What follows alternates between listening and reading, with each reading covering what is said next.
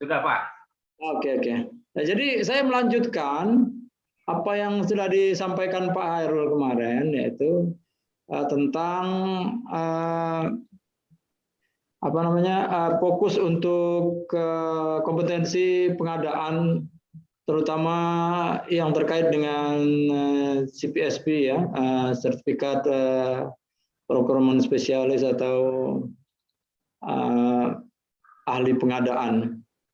Ya sebenarnya Bapak Ibu semua di sini sudah ahli, cuman ya kita sudah ya sekedar diskusi aja Bapak Ibu.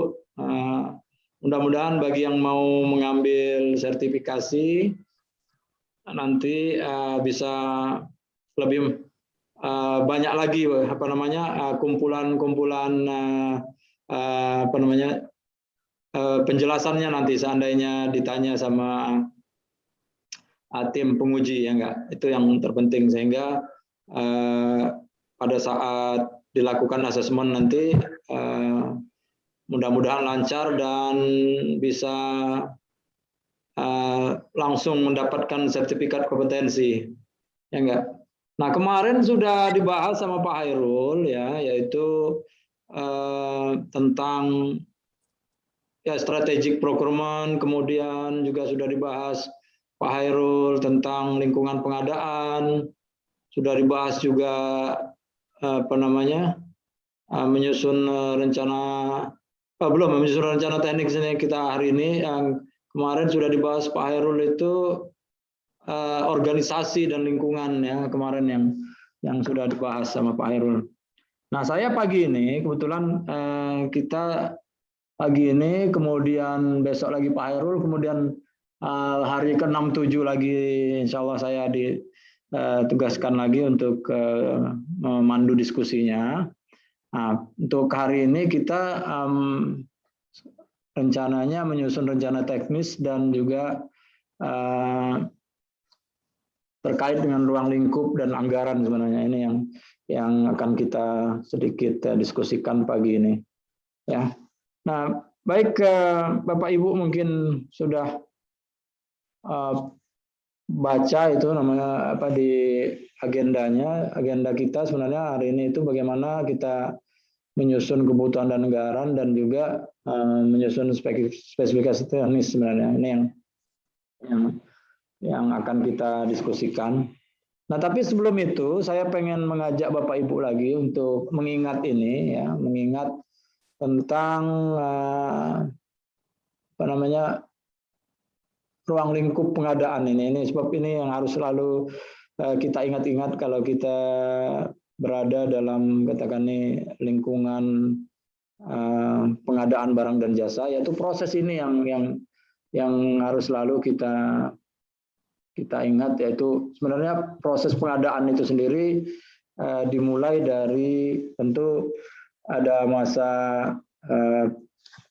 awalnya atau initial stage-nya di situ, kemudian nanti ada masa perencanaannya, planningnya ya, kemudian ada masa melakukan pemilihan di sini, masa melakukan pemilihan barang dan pemilihan penyedianya nanti. Baru nanti kita akan melakukan pelaksanaan kontrak eksekusinya di sini. Pelaksanaan kontrak, kemudian penerimaan barang dan jasa setelah itu, dan menutup kontraknya. Atau kontrak ini bisa aja artinya bisa hanya berupa pesanan atau berupa katakan nih surat perjanjian kalau memang dia dalam skala yang besar ya. Nah ini yang harus kita ingat-ingat itu. Nah, jadi awalnya bagaimana kita mendefinisikan kebutuhan kita sebenarnya dalam bentuk purchase request biasanya. Nah sebelum ini initial stage ini biasanya nanti ada penyusunan anggaran. Jadi ini di atas sebelum ini lagi ya. Biasanya itu ada di titik awal di sini ini biasanya sebelum fase ini itu ada budgeting lah, penyusunan anggaran lah di sini. Jadi di anggaran itu nanti, nah jangan lupa bahwa proses ini bisa bolak-balik juga proses ini, nanti artinya nggak langsung sekali jadi. Bisa jadi kita sudah proses sekali, ternyata balik lagi, disusun lagi. Habis itu diproses lagi, mungkin balik lagi seperti itu. Sampai benar-benar final nantinya, final. Baru itu yang menjadi anggaran kita, katakan ini dalam tahun berjalan 2022 nanti misalkan seperti itu. Nah ini proses-proses ini yang harus kita pahami dulu, ya. Nah baru pada saat kita melaksanakan pengadaannya, nah ini baru ini yang masuk, katakan nih, bagaimana kita menentukan strategi pengadaannya, metode pengadaannya, kemudian bagaimana kita akan mengevaluasi penyedianya nanti, kemudian seandainya dia satu sampul atau dua sampul, atau satu stage, dua stage, nanti itu dipikirkan lagi pada saat kita akan melakukan perencanaan, melakukan pengadaannya nanti. Nah, jadi perencanaan di sini ini lebih detail lagi. Ya enggak. Kalau di sini di atas ini mungkin hanya sekedar anggaran, katakan nih, tapi ketika kita sudah menerima konfirmasi, katakan nih, permintaannya, nah itu baru di situ kita harus memilih kontraknya jenis apa, kemudian bagaimana kita akan mengundang penyedianya. Ini semuanya ditentukan lagi di sini di masa planning ini. Ya. Nah setelah itu kita juga jangan lupa menyusun rancangan kontrak. Ini rancangan kontrak, ya. Rancangan kontrak di sini. Nah, kemudian nanti juga kita akan menyiapkan dokumen untuk pemilihan penyedia di sini, dokumen-dokumen. Nah, baru kita mengundang penyedianya, suruh mereka memasukkan penawaran, kemudian nanti kita evaluasi di sini. Mau evaluasinya mau sistem apa? Mau apakah sistem gugur, apakah apakah sistem merit misalkan, ya enggak, atau pure nanti technical atau TCO umpama di sini juga bisa.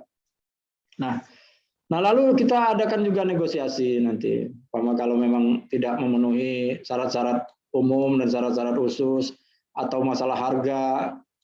Ini kenapa kita melakukan negosiasi? Bisa jadi karena harga, bisa, atau juga karena katakan nih syarat-syarat umum dan syarat-syarat khususnya yang tidak sepakat, katakan ya enggak. Nah, umum terus syarat-syarat khususnya juga, katakan SKK-nya enggak. Nah baru kita award kontraknya nanti. Kita katakan nih, kita buat kontraknya, tanda tanganin kontraknya, dipinalisasi di situ, baru setelah itu selesai, baru kontraknya mulailah fase kontrak di sini. Jadi fase yang ini sebenarnya buat bapak-bapak, ibu-ibu ya di sini, ini fase pra kontraknya sebenarnya di sini. Kalau saya bisa sebutkan, ini fase pra kontraknya di sini. Ini fase pra kontrak. Nah, sedangkan yang di sini, ini nanti kontraknya itu di sini, katakan ya, enggak. Anggap aja lah di titik inilah kontrak itu. Nah, yang di sini nanti ini udah fase pelaksanaan kontraknya atau pos kontraknya, pelaksanaan kontraknya di sini.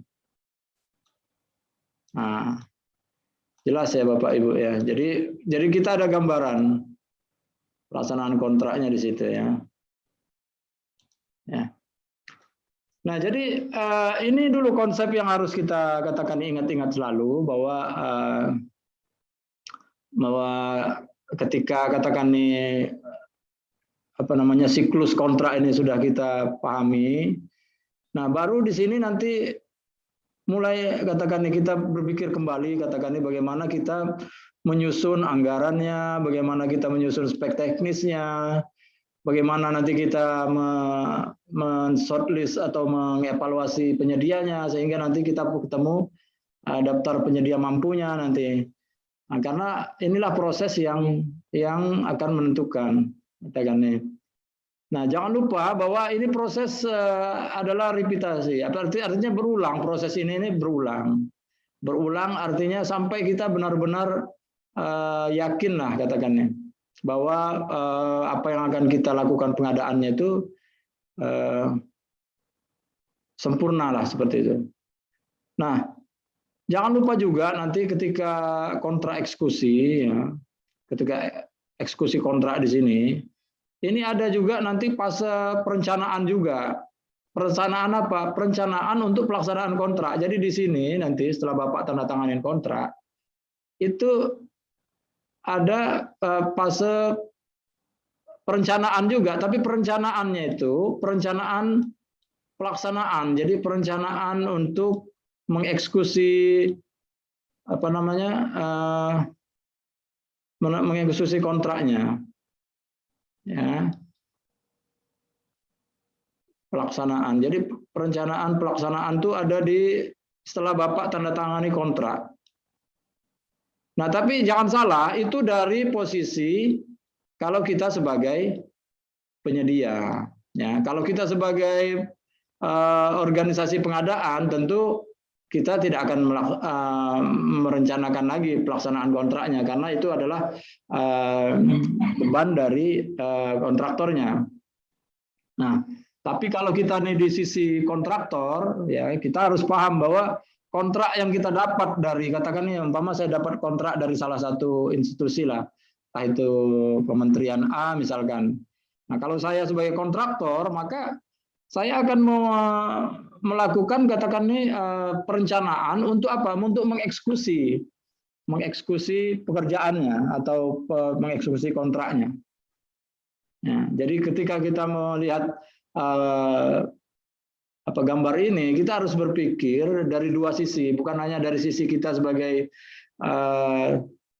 organisasi pengadaan, jadi kita juga harus berpikir dari sisi, katakan nih, pelaksanaannya, artinya dari kontraktornya atau dari vendornya, sehingga kita bisa mendapatkan pengetahuan yang utuh lah dari flowchart ini. Ya. Kira-kira itu yang akan Bapak Ibu dapatkan ketika katakannya sudah menyelesaikan sertifikasi procurement spesialis ini. Enggak. Nah, lalu pagi ini yang akan kita bahas itu yaitu menyusun kebutuhan dan anggaran, dan kedua nanti membahas tentang spek teknis. Enggak. Kalau kebutuhan dan anggaran ini, Bapak Ibu, sebenarnya kunci utamanya yaitu adalah identifikasi barang dan jasanya, dan yang kedua adalah bagaimana kita menuangkan dalam bentuk deskripsi. Jadi ketika kita sudah tahu apa kebutuhannya, ya enggak. Jadi yang pertama itu, jadi mungkin bisa saya gambar.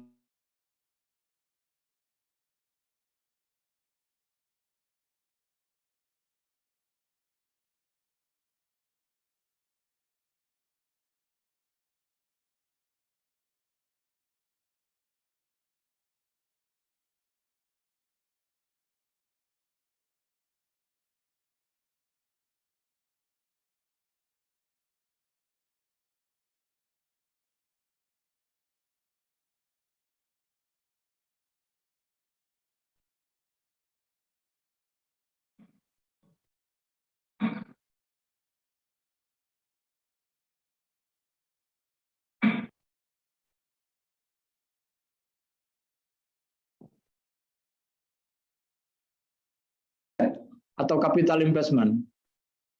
Ya, jadi kalau saya bisa gambarkan lagi, umpama ini kan kebutuhan kita nggak jauh dari tiga ini kan. Kebutuhannya kan barang, ya enggak. Jasa, barang dan jasa, biasanya kan ini. Nah, ini lagi kebutuhan ini Untuk apa? Untuk kemungkinan itu ada dua. Kemungkinan yang pertama itu adalah untuk operasional. Ya, apapun organisasinya kemungkinan dia kebutuhan untuk operasional. Yang kedua dia kebutuhannya itu untuk aset atau capital investment, biasanya orang sebut capital investment. Nah, kalaupun dia katakan nih operasional, katakannya enggak, ini nanti bisa ini lagi katakan ini dipahami lagi, katakan ini kalau dia memang dia operasional, nanti bisa kita pahami lagi apakah ini sebagai bentuk hal yang rutin nanti baru ya enggak, apakah dia bentuknya itu nanti hal yang katakan nih ya sesekali saja kita beli umpama seperti itu, atau memang dia merupakan input dari operasional kita, artinya kita nggak akan bisa beroperasi organisasi kita tanpa bahan itu misalkan, atau tanpa jasa itu. Nah jadi itu harus kita pikirkan lagi, apakah dia bersifat rutin nanti ataukah dia bersifat katakan nih sesekali saja katakan nih, tapi dia berkala saya sebut ya, berkala, atau dia memang katakan nih sangat strategik juga bisa, artinya dia strategik ya. Nah ini masuk ke kuadrannya apa namanya si Karlzik, Mr. Karlzik itu ya. Atau dia juga bisa juga dia katakan ini dia memang barang-barang yang bottleneck itu, yang kalau Bapak lihat Bapak Ibu di apa namanya di kuadran itu ya. Nah demikian juga aset, kalau dia aset dia kemungkinannya barangnya apa, kemungkinan barang-barang yang strategik, biasanya barang-barang yang memang dia sangat strategis lah, enggak ya. Nah, jadi ini yang bisa kita persingkat. Nah, jadi Bapak Ibu kalau menyusun kebutuhan, kira-kira nggak jauh dari katakan ini dari mind mapping ini, dari katakan ini peta ini sebenarnya. Ini yang. Nah, lalu kebutuhan ini nanti ya, ini yang harus kita katakan ini hitung. Ya, pertama yang harus kita hitung itu adalah uangnya, rupiahnya. Yang kedua, setelah kita tahu rupiahnya, nanti kita juga harus jangan lupa mendeskripsikan. Artinya kita harus mendeskripsikan ini. Ya. Ini harus dideskripsikan nanti. Ya. Nah, dideskripsikan nanti ini yang harus dikatakan nih dituangkan dalam bentuk katakan nih spesifikasi, dalam bentuk katakan nih gambar, katakannya enggak, dalam bentuk apa saja yang memudahkan untuk memudahkan ketika kita nanti mengevaluasi. Ya enggak.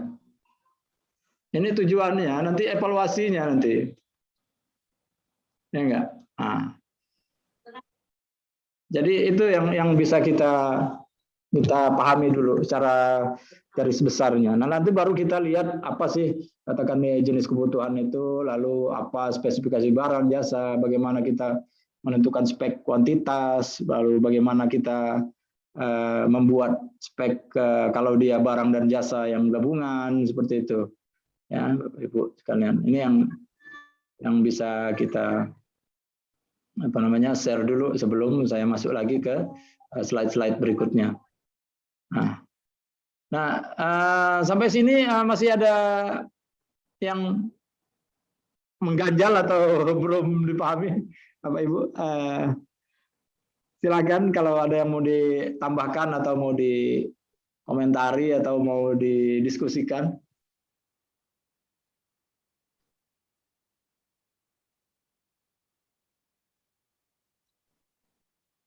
Aman.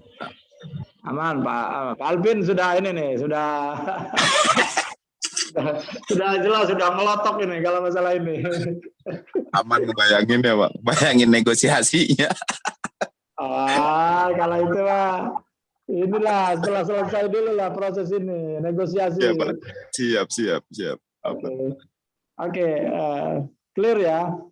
Jadi clear, itu yang bisa kita pahami di awal ini tadi. Nah, baru kita masuk sekarang bagaimana jenis kebutuhan itu, kemudian bagaimana membuat spesifikasinya, bagaimana kita menentukan kuantitas, kemudian serah terima. Ini yang akan kita bahas tentang menyusun kebutuhan dan anggaran. Nah, jangan lupa juga ini nanti karena sifatnya anggaran, jadi kan dia hanya katakan nih, tentu akurasinya tidak akan semaksimal katakan ketika kita membuat HPS ya, karena kalau anggaran namanya juga anggaran masih katakan masih ada nilai-nilai yang mungkin harus didetailkan lagi nantinya ya enggak. Nah, tapi ketika kita membuat HPS, nah itu harus benar-benar katakan kita harus sudah minta harga dari penyedia atau katakan akurasinya mungkin hanya 5% lah istilahnya variasinya, 5%, 10% lah katakannya seperti itu. Enggak. Ketika kita membuat HPS. Tapi kalau kita membuat anggaran, saya pikir kita masih bisa beberapa mungkin 10-20% akurasi itu sudah bagus lah. Enggak. Nah, tapi tugas utama kita sebagai fungsi pengadaan itu adalah tentu kita memenuhi kebutuhan barang jasa. Ya. Organisasi tentunya yang tidak bisa dipenuhi. Artinya kalau Bapak Ibu katakan di kementerian misalkan atau di lembaga lah katakan tentu kan bukan core bisnis kita untuk menyiapkan jasa catering atau menyiapkan produksi pamflet misalkan atau produksi spanduk misalkan atau produksi apa lain. Jadi itu yang menyebabkan kita katakan melakukan pengadaan. Nah, dalam konsep katakan kita bisa membuat itu sendiri, maka itu yang disebut dengan swakelola itu. Ya, ketika kita bisa membuat in-house, artinya kita bisa membuat di dalam organisasi kita sendiri. Nah, itu yang menyebabkan kita melakukan swakelola. Ya. Nah, kemudian pembuatan spesifikasi, ya, spesifikasi barang ataupun lingkup kerja ya, atau scope, dan juga perencanaan itu tentu titik awal sebenarnya yang akan menentukan suksesnya dari pengadaan yang akan kita lakukan. Maka dari itu, ya ini titik kritis sebenarnya, titik kritis bagi satu katakan satu siklus pengadaan itu titik kritikalnya sebenarnya di bagaimana kita membuat spesifikasi barang dan jasa itu. Nah, jadi Bapak Ibu pun mungkin kalau sebagai pejabat pengadaan atau pelaku pengadaan mungkin ya, itu tentu akan lebih senang ketika menerima katakannya permintaan dari pengguna kita itu dengan dokumen yang lengkap. Ya. Dengan dokumen yang lengkap, dengan spesifikasi yang jelas, kuantitas yang akurat, misalkan seperti itu.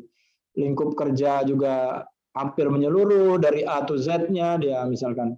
Nah, itu akan senang kita sebagai pejabat pengadaan pun kita akan senang untuk melakukan pemilihan penyedia karena kemungkinan kita untuk kemungkinan untuk terjadinya variasi antara gap antara satu penyedia dengan penyedia lain itu akan kecil. Ya.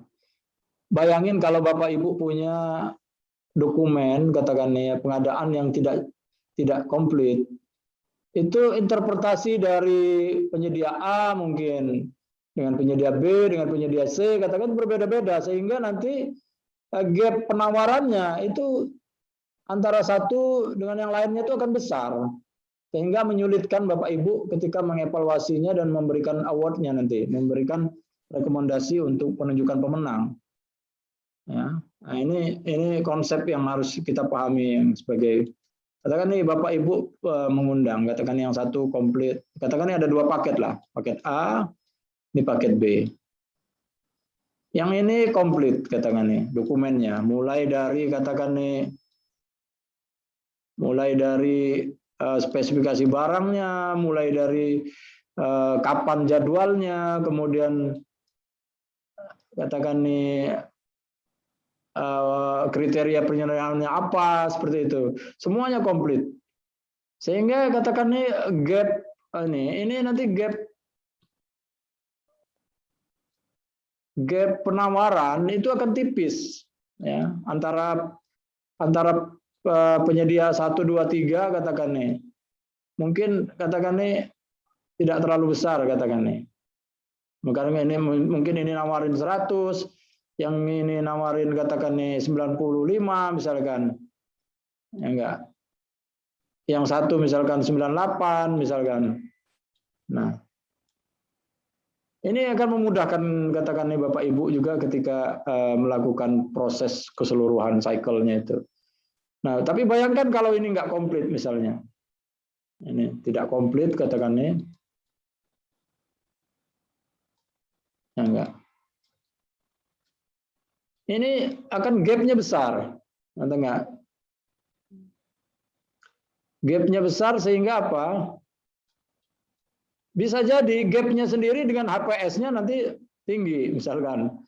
Misalkan ini nawarin 100, misalkan si vendor 1. Vendor 2 misalkan nawarin katakan nih 80 katakan nih. Yang satu katakan nih nawarin katakan nih 70 misalkan.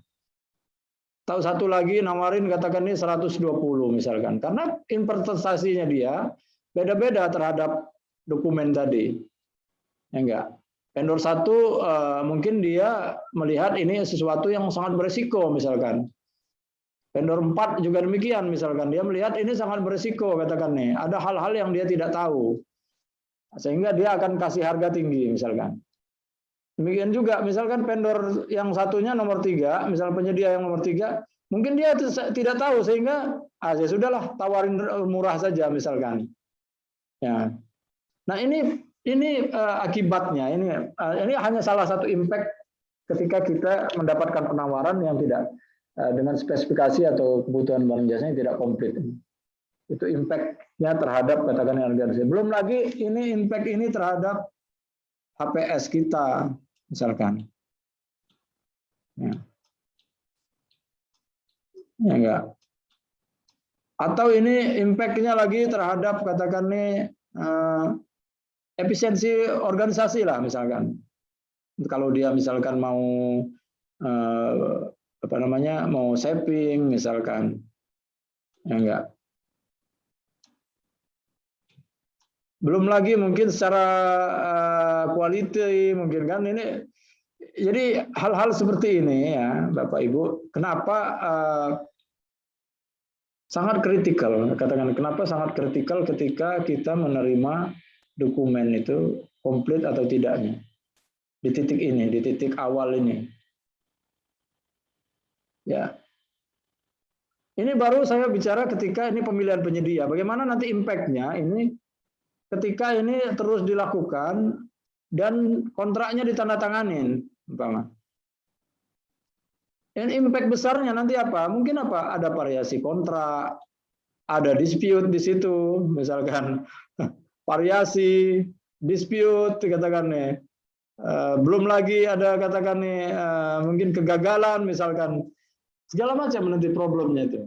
Nah, ya ini yang katakan nih harus kita pikirkan mengapa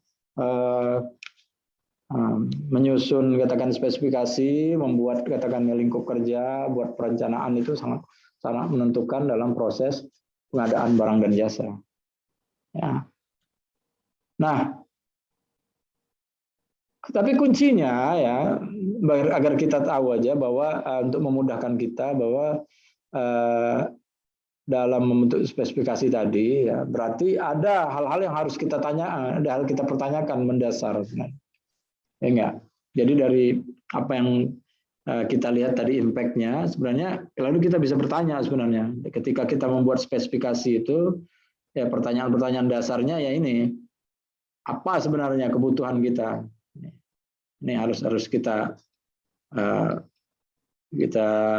lakukan. Yang pertama kali itu kita harus kebutuhannya apa? Misalkan kebutuhan katakan nih 1 tahun misalkan, 1 tahun untuk supply misalkan pakaian kerja misalkan, pakaian kerja untuk siapa? Untuk karyawan di dalam organisasi tertentu lah misalkan.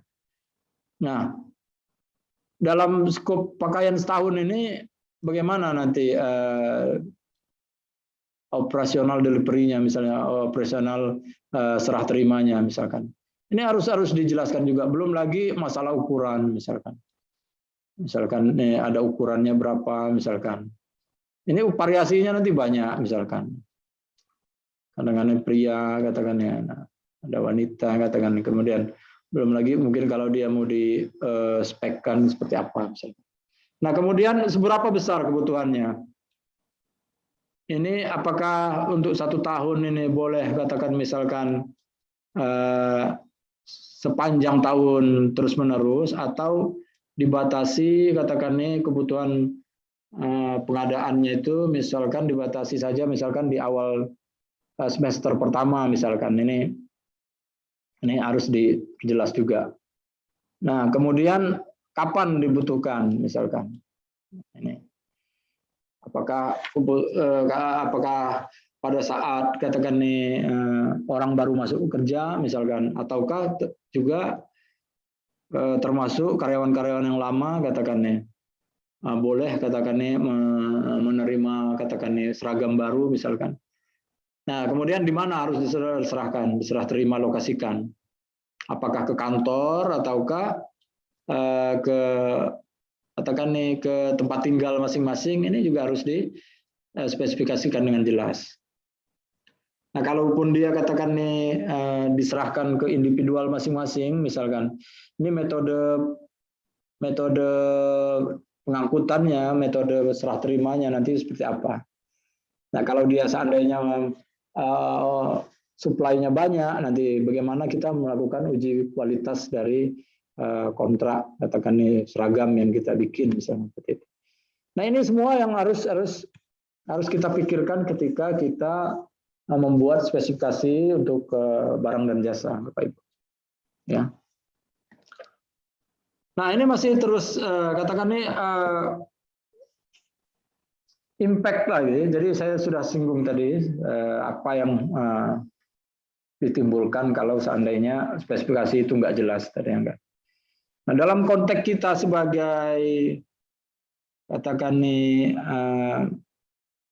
organisasi yang melakukan produksi, ya, misalkan kalau kita ini di manufacturing company misalkan, itu impact dari spesifikasi itu bisa menyebabkan produksi kita terhenti, itu, Bapak Ibu.